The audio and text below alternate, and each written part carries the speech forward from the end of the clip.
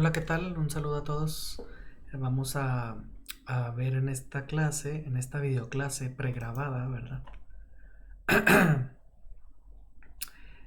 Por cuestiones médicas tuvimos que grabar esta clase, pero va a quedar ahí se las voy a dejar grabada y las dudas las pueden externar en la siguiente clase o a través del mensajes en la plataforma o a través de WhatsApp. Ya saben que no tengo ningún problema y aclaramos ahí las dudas. Ya es la última parte de generalidades de los virus y vamos a ver lo que sería en esta clase la inactivación viral.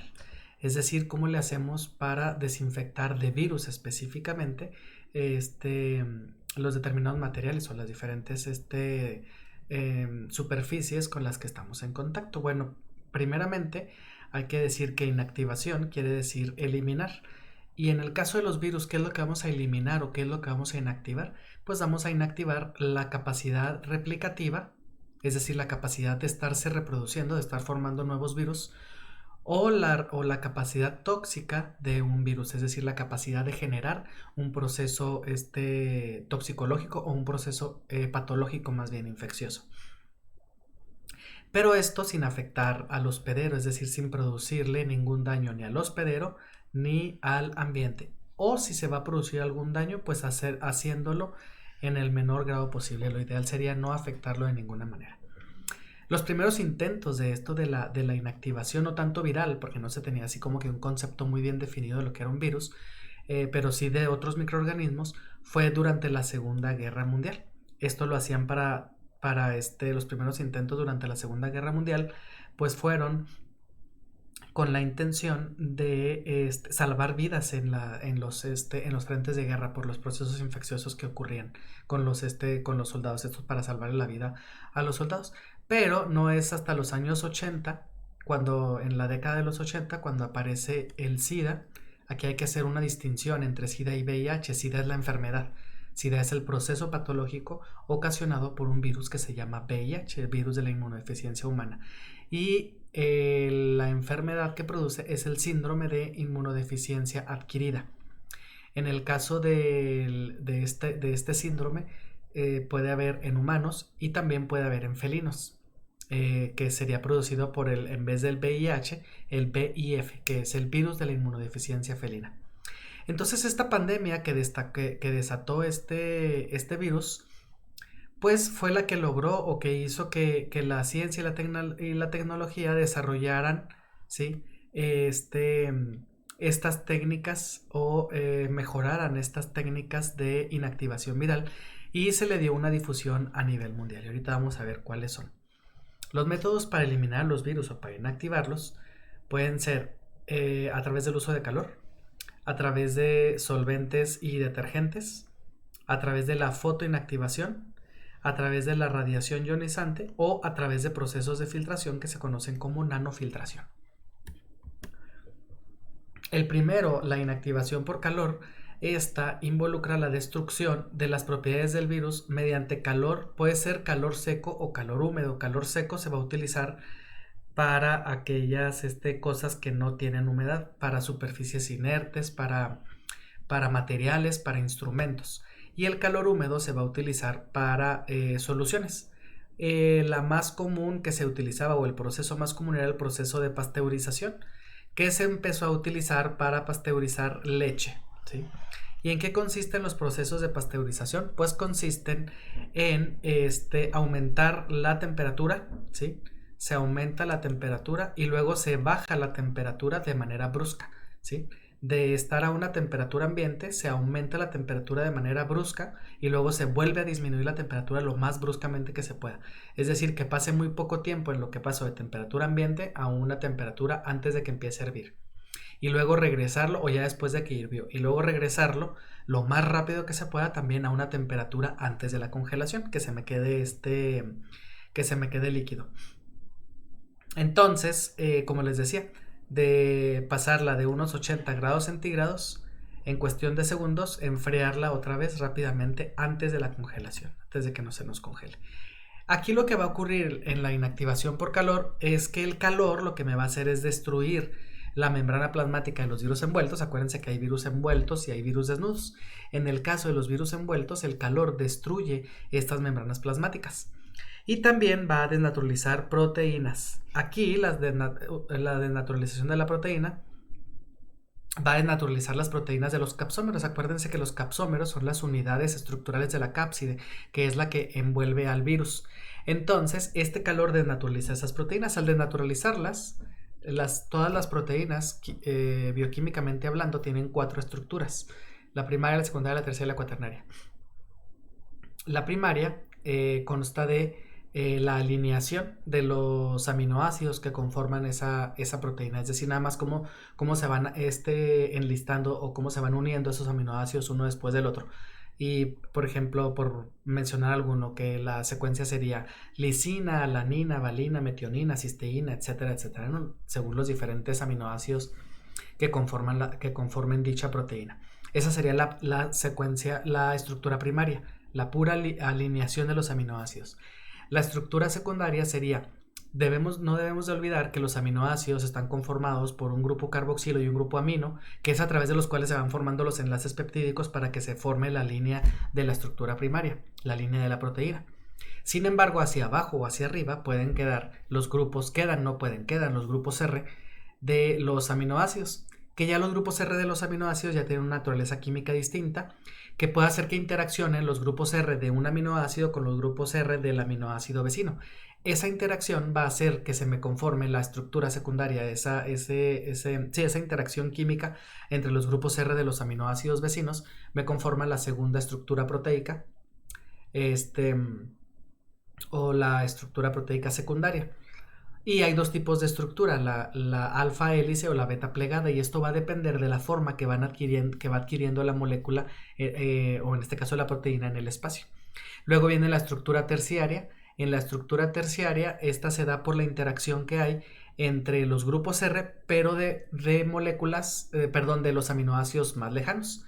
Como vamos interaccionando, van interaccionando los grupos R de los aminoácidos vecinos, esto va haciendo que la línea larga de proteína se vaya acortando. Entonces, al irse acortando, quedan disponibles por ahí los grupos R, o van acercando los grupos R más lejanos hacia un aminoácido en específico, lo que le permite interactuar pues a un aminoácido específico, al grupo R de un aminoácido específico, con grupos R de aminoácidos más lejanos. Esto va a dar lugar a la estructura terciaria. Y finalmente, la estructura cuaternaria sería cuando se da la unión de 2 o más subunidades proteicas. Resulta que hay proteínas que están formadas por 2, 3 o a veces hasta 4 subunidades proteicas. Es decir, dentro de la célula, en el retículo endoplásmico rugoso, se sintetiza primero una subunidad en un ribosoma, luego se sintetiza otra en otro, y así se sintetizan por separado. Cada una tiene su estructura primaria. Y luego, a la hora de que se va a conformar ya la proteína funcional, porque estas por sí solas no tendrían función, y a la hora de que se va a formar la proteína funcional, pues lo que ocurriría sería que se unen estas subunidades proteicas. Entonces, lo que ocurre con los procesos de desnaturalización es que se rompe químicamente la estructura cuaternaria, terciaria y secundaria, dejándonos únicamente la estructura primaria. Siempre que se nos queda la estructura primaria, se nos va a precipitar la proteína. Deja de funcionar, en la solución se precipita, que es lo que ocurre con el queso, por ejemplo, cuando le agregan ahí la desnaturalización de la proteína en la formación de queso ocurre a través de calor y de ácido. Le agregan a veces vinagre, a veces le exprimen limón y luego la ponen a calentar para asegurar que se precipite toda la proteína, y vemos cómo se empieza a separar del líquido que la contiene y se forma como un cuajo. Se precipita toda esa proteína. Entonces así ocurre con el calor. En los virus va a desnaturalizar a las proteínas que conforman el capsómero. Al no poderse formar el capsómero, o al degradarse, el capsómero, entonces lo que va a ocurrir es que el material genético va a quedar expuesto, y al quedar expuesto el material genético es súper lábil en el medio ambiente, es decir, no resiste aislado de una célula o de una cápside de un virus. Entonces se desintegra por completo, y ahí ya estaríamos eliminando pues al virus. Luego también están los solventes detergentes. Los solventes detergentes se utilizan empleados en combinación.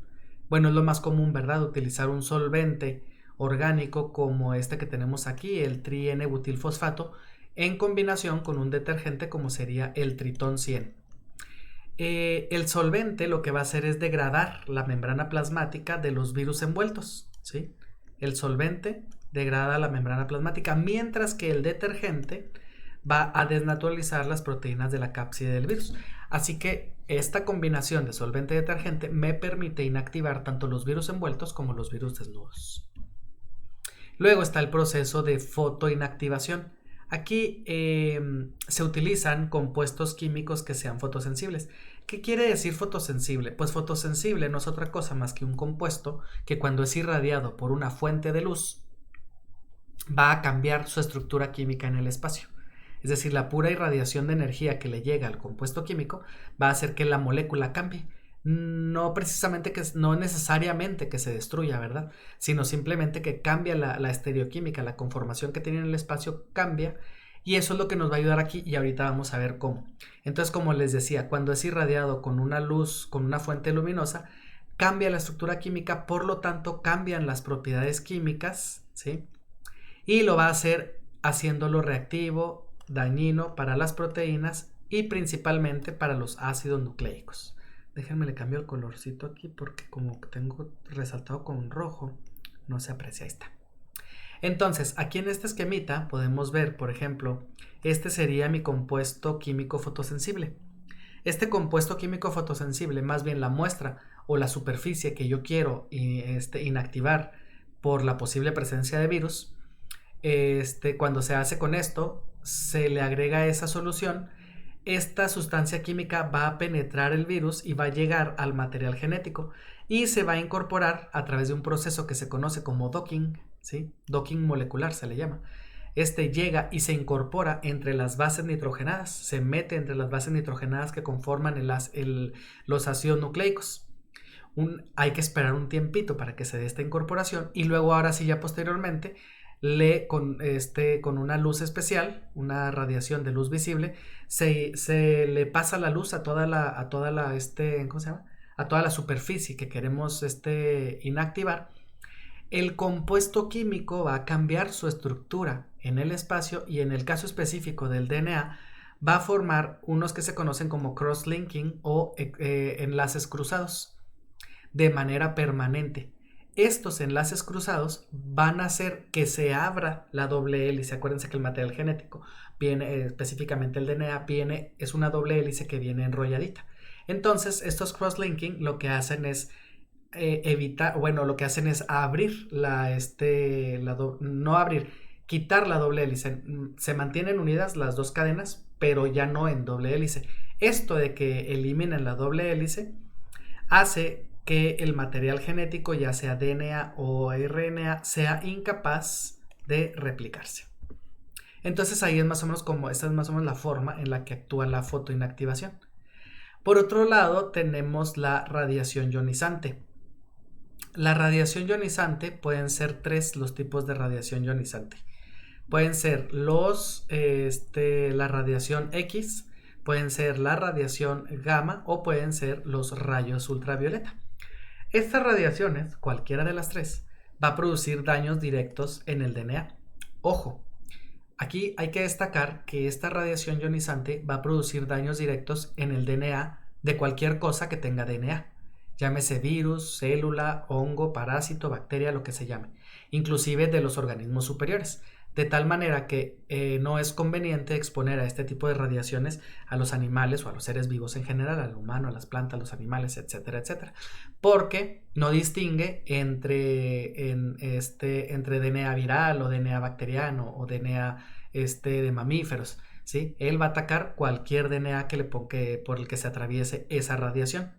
¿Y qué es lo que hace? Bueno, pues en primer lugar atraviesa las membranas plasmáticas, puede atravesar la cápside la membrana plasmática de los virus envueltos y luego la cápside de estos virus mismos y la cápside de los virus desnudos.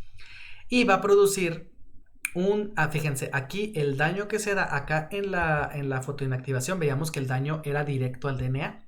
Acá lo que va a ocurrir es que va a haber un daño indirecto por la formación de radicales libres. Todas las células, excepto los virus, todas las células producen ¿cómo se llama? Producen radicales libres por el propio metabolismo celular. Produce una cantidad basal de radicales libres. Sin embargo, también todas las células de todos los seres vivos producen las herramientas para defenderse de esos radicales libres. Los radicales libres no son otra cosa más que moléculas químicas que tienen por ahí protones o pares de electrones libres, bueno, hidrógenos, o cargas positivas o cargas negativas libres que le permiten ir e interaccionar químicamente con otros componentes de la célula que por ahí también puedan presentar alguna carga disponible, haciéndolo que pierda su estabilidad. O sea, llegan y lo atacan químicamente, entonces destruyen esa molécula química y destruyen parte de la célula, que generalmente lleva a un proceso dañino. Entonces, la radiación ionizante va a producir más radicales libres en el caso de las células, y la célula entonces la veríamos comprometida en el sentido de que no tendría las herramientas suficientes para defenderse de esos radicales libres extras que se están formando. En el caso de los virus es más simple, porque los virus al no tener un metabolismo activo, porque no tienen la maquinaria para llevar a cabo ese metabolismo, entonces no producen radicales libres. Sin embargo, la radiación que llega y choca con las cápsides y con las membranas plasmáticas es la que va a estar produciendo los radicales libres. El solo hecho de que llegue la radiación y produzca o choque con las moléculas de la membrana o de la cápside ya está produciendo un daño. Este daño está en que está destruyendo las moléculas que conforman tanto la membrana como la cápside, y en segundo lugar se está generando la producción de radicales libres. Estos radicales libres van a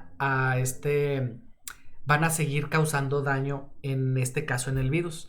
Entonces se potencializa el daño de la radiación ionizante. El caso es que, bueno, pues por esta formación de radicales libres es que se va a dar el daño directamente en las estructuras que conforman, en este caso, el virus. Miren, aquí tenemos los rayos X y los rayos gamma, ¿verdad? Los diferentes daños que presentan, ¿sí? Pueden presentar, que era lo que les decía, presentan la radiación, presenta un daño directo, ¿verdad? Porque esta radiación llega y choca directamente con las moléculas que conforman DNA, o que conforman membrana plasmática, o que conforman cápside. Pero también puede dar lugar a la formación de radicales libres. Por ejemplo, la radiación ionizante puede llegar a escindir sobre una molécula de agua, formando quitándole un hidrógeno, entonces se nos queda una molécula de OH. Este OH tiene por ahí una carga negativa que le permite llegar a interaccionar químicamente con estos componentes mencionados antes, membrana, cápside o material genético, produciéndole un daño. Así que la radiación ionizante ataca por dos vías: un daño que les mencionaba directo al DNA, pero también un daño indirecto por la formación de radicales libres. Y bueno, las lesiones que puede producir pues será ruptura de puentes de hidrógeno. Recuerden que los puentes de hidrógeno son fundamentales en el mantenimiento de la doble hélice de la membrana, de la cadena de DNA. Puede producir uniones cruzadas, que ya las habíamos visto, que estas uniones cruzadas lo que hacen es que no se forme la doble hélice. Esto de las uniones cruzadas puede ser entre moléculas de DNA o puede ser entre moléculas de DNA y de proteínas. Puede haber pérdidas de bases, es decir, una mutación que consistiría en la deleción de una base, en la eliminación de una base. O puede haber ruptura de la hebra sencilla, es decir, más allá de evitar que se forme la doble hélice, se rompe esa doble hélice separándola en dos, ¿sí? Y otro proceso de mutación que también puede ocurrir es que haya un cambio de bases. Si la secuencia era adenina, timina, guanina, citosina, a lo mejor la cambiamos por timina, adenina, citosina y guanina. Le cambiamos ahí las bases. Esto ocasiona evidentemente un daño. Y finalmente tendríamos el proceso de nanofiltración. Como su nombre lo dice, ¿verdad? Filtración hace referencia pues a que vamos a filtrar, a pasar por un sedazo muy fino, y nano es por el tamaño de las partículas que se van a filtrar con estos filtros especiales. Aquí cabe destacar que estos procesos de nanofiltración se utilizan exclusivamente para soluciones. Hay que pasar la solución, hay que ejercer cierta presión sobre la solución para hacerla pasar por el filtro, que está formado por diferentes capas. Está formado por una capa de microfiltración, una de ultrafiltración, una de nanofiltración y otra que se conoce como ósmosis inversa o del inglés reverse osmosis. El caso es que, bueno, en la microfiltración se van a filtrar bacterias, se van a filtrar partículas grandotas, moléculas enormes. En la ultrafiltración se pueden filtrar macromoléculas y se pueden filtrar virus. Hagan de cuenta que aquí el flujo viene en este sentido, ¿sí? Aquí este es el flujo de la solución en este sentido y va pasando por las diferentes capas. Al pasar por la primera capa, por la de la microfiltración, se nos van a filtrar bacterias y partículas. En la segunda capa, ¿sí?, se nos van a filtrar macromoléculas y virus en la capa de la ultrafiltración. Luego está la capa de nanofiltración en donde se nos van a filtrar los iones divalentes, es decir, ya moléculas súper pequeñitas comparadas con las macromoléculas y las partículas gigantes o bacterias. Y finalmente, en la ósmosis reversa estarían filtrándose los iones monovalentes, es decir, los iones que tienen una sola carga. En la de nanofiltración se filtran los que tienen dos cargas y en la ósmosis reversa se filtran los que tienen una sola carga. Y al final, ¿qué es lo que pasaría? Pues nada más estaría pasando el agua, ¿sí?, o el solvente en el que estuviera puesto mi solución.